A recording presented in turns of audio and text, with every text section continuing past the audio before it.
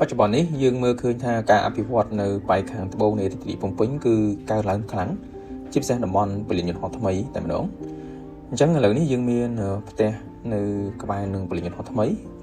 នៅក្នុងតំបន់អភិវឌ្ឍនៅក្រុងតាខ្មៅតែម្ដង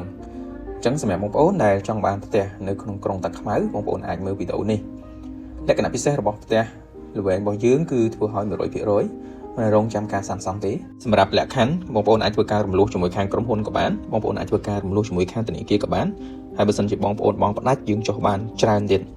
គម្រោងរបស់យើងគឺមានប្លង់រឹងជូនបងប្អូនហើយសម្រាប់ទំហំផ្ទះបងប្អូនគឺស្តង់ដារតែម្ដងសង្ឃថាមិនងាយរកបានទេបច្ចុប្បន្ននេះ4ម៉ែត្រពីទឹកគុណ16ទៅតឹង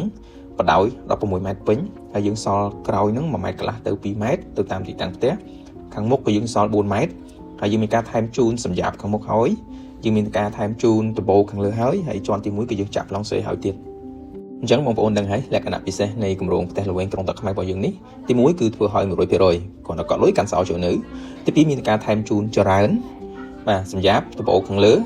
ទី3គឺទំហំផ្ទះគឺស្តង់ដារវែងល្អទី4គឺជាតំបន់អភិវឌ្ឍនៅក្នុងក្រុងតាខ្មៅទី5គឺ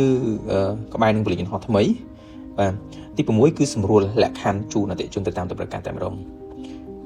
សិនបើបងប្អូនចាប់អារម្មណ៍គម្រោងផ្ទះល្វែងក្រុងតាខ្មៅរបស់យើងបងប្អូនអាចអញ្ជើញមកមើលទីតាំងផ្ទាល់បងប្អូនអាចជួបផ្ទាល់និងជជែកអំពីលក្ខខណ្ឌដែលបងប្អូនចង់បានអរគុណ